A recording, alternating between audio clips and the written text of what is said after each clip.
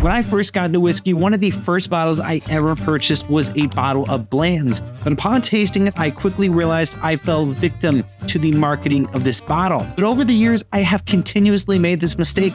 I've spent thousands of dollars on bottles that intrigued me enough to buy them, but upon cracking them, I instantly regretted my purchase. In the world of whiskey, there is so much more than just taste that draws a consumer in. Behind the scenes, distilleries employ a plethora of tactics to hook consumers like you and me into buying their bottles. So in this video, we're going to be going over what sneaky tactics distilleries use to hook you, how these strategies vary from traditional marketing techniques, and then finally, we're going to talk about how you can avoid falling victim to these sneaky hacks. So what tactics do these distilleries use to hook consumers? Well, there are three main ones that have proven to be extremely effective. Firstly, distilleries understand the power of aesthetics. From unique bottle shapes to elegant labeling, every aspect is meticulously designed to attract the eye of the consumer. After all, they make a lot more money if their product stands out on the shelf at the liquor store. In addition, distilleries have found creative, non-regulated terms to increase the perception of their bottle. These include small batch or single rickhouse. Also, labels are not just labels, they are storytellers. Distilleries often weave in tales of heritage and tradition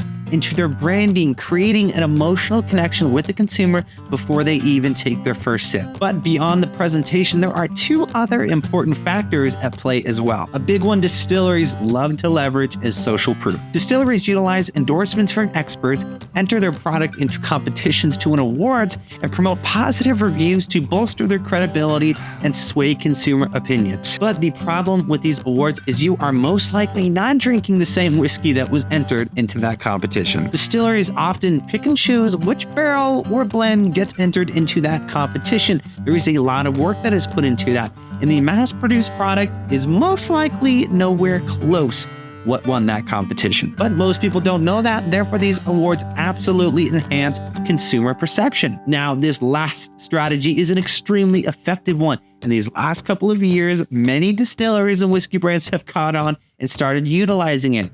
This is going to be scarcity. Distilleries often create a sense of urgency by releasing limited edition bottlings, driving consumers to rapidly snatch up bottles before they're gone for good. Each time a limited edition bottling sells out from a distillery you love, that desire to get the next one increases just a little bit. And before you know it, you are jumping at the chance to spend $300 on a bottle of whiskey because it goes for $400 on the secondary. I'm calling you out, Campari. But how do these tactics differ from traditional marketing strategies? Well, for the most part, whiskey is a luxury consumable, but I think there are a lot of similarities with marketing this versus a non-consumable luxury product. Think of any designer brand and any whiskey brand, and here's what they want you to know. Number one, this is a handmade product. Number two, this is made using traditional methods of craftsmanship. Number three, our brand has lots of history and heritage. Number four, we only use the best ingredient to create our product. And number five, look at this famous person enjoying our product. All of these examples are intended to evoke a feeling of status and desire for a brand. When sipping on a bottle of whiskey that you know is special for these exact reasons,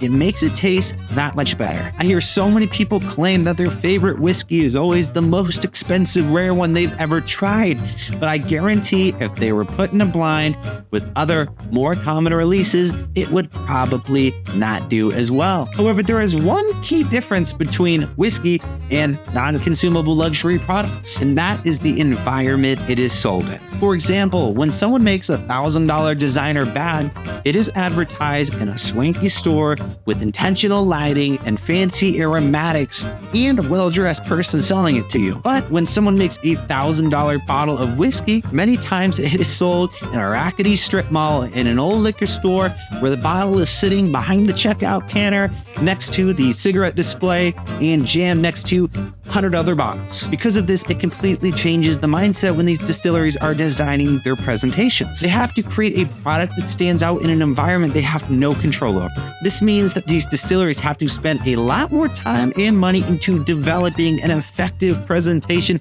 to stand out in a wide array of environments. But the more it stands out, doesn't mean it's always a better bottle. So how can you protect yourself from these sneaky tactics? In all honesty, I constantly fall for these marketing schemes, and I probably will continue to. It is the curse of curiosity. As a whiskey enthusiast, I am always on the hunt to try more new, exciting whiskeys, and I won't stop until I've tried every whiskey ever made. AKA, I will never stop trying and buying new whiskey. This is a hobby that nobody can beat, and I think that is why it is so appealing. But with that being said, there are ways to optimize your whiskey purchase decisions to protect yourselves from these sneaky hacks that distilleries use to hook you. My favorite one is to read or watch reviews before purchasing. This is a super popular strategy, and it is for good reason. However, you need to make sure you are selectively choosing who you listen to. Not everyone's palate aligns with yours, and not everybody is making an unbiased review. So be sure to choose someone you trust and typically agree with. Additionally, one of my favorite ways to ensure I'm buying a great bottle is learn about the brand who is selling it. In fact, I think there are 3 whiskey brands that everyone needs to have on their shelf in 2024. But once the word spreads, this might become a lot more difficult. So if you're curious who I'm talking about, you'll want to click on this video right here.